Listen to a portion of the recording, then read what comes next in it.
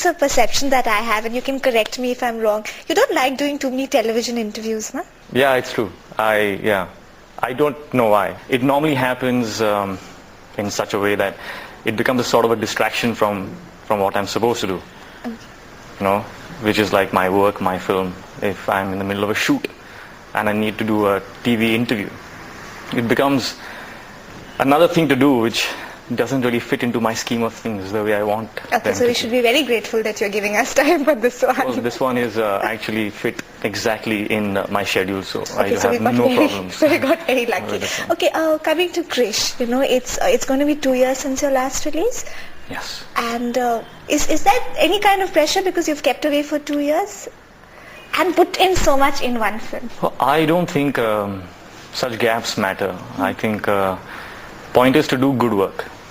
And if the work is good, the product is good, these gaps will, you know, easily just be forgotten. And when you put so much of yourself in a film, you've learned martial arts, done death-defying stunts, you know, changed your look, then is bone-crunching commercial success very important? How does it fit into the scheme of things?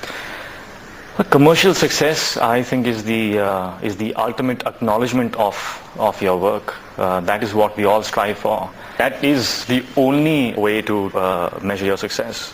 So it's very important that Krish is a big hit, just like Koi Mil Gaya. Yes. Okay, I was just wondering, do you read reviews? Yes. And how do you take them? How do you filter them? Do you take them seriously? Well, it's another person's opinion, and I keep it at that. It is not the voice of the world. It's not the ultimate judgment.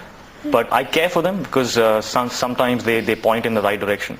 Sometimes they voice that little doubt that you have in your own head. And of course, if you have liked something and something linked to that has been mentioned, then you know your instincts are right. You know, you've taken 2 years off and you've concentrated on Krish. That's becoming a trend, and that is a positive, isn't it? I mean, a lot of actors now concentrate on one project instead of maybe doing double shifts and things like that. I don't think it should be looked upon as a trend. I think a person should follow his instincts, as I'm doing. It's not about doing one project in 1 year. It's about giving your best and trying to focus as much of yourself as you can to one project. And for me, the only way to do that is to do one film at one time. If I could do 8 films in a year, one by one, I'd do 8 films in a year. Because it's just a question of how much talent you have, basically.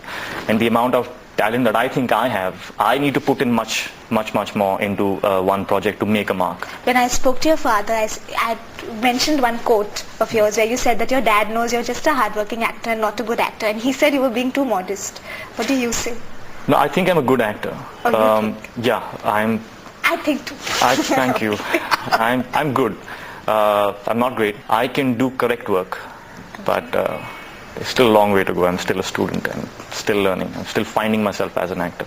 You know, when a movie doesn't work, after you cut through the disappointment, I mean, obviously there's disappointment, do you analyze why it didn't work? Do you get quite intensive about why it didn't work? Or do you know instinctively at some stage that this was not going to work? Well, with me, invariably what's happened is that before the film's release, I already have a very good idea of how well it can do or how much of a failure it can be. And I have so far not been wrong at all.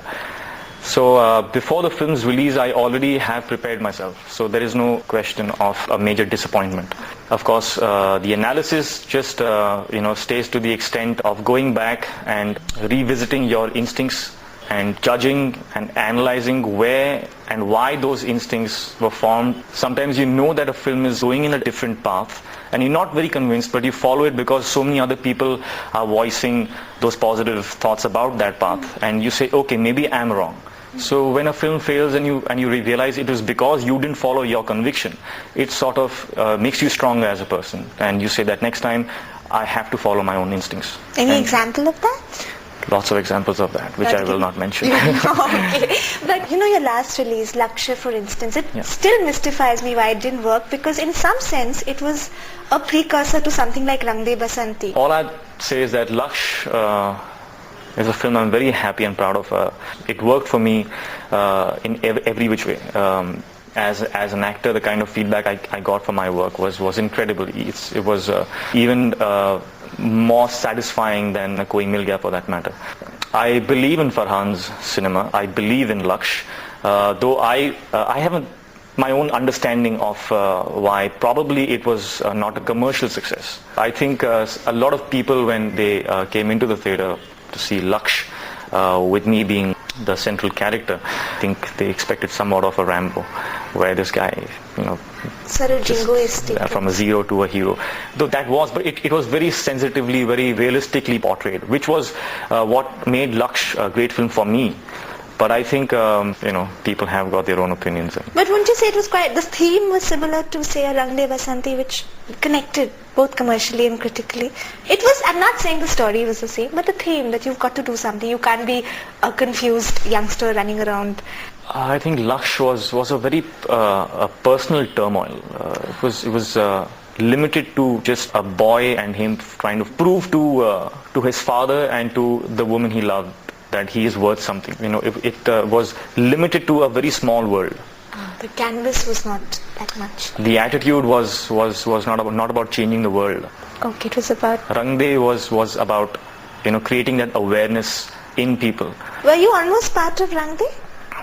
Almost, yes. And then?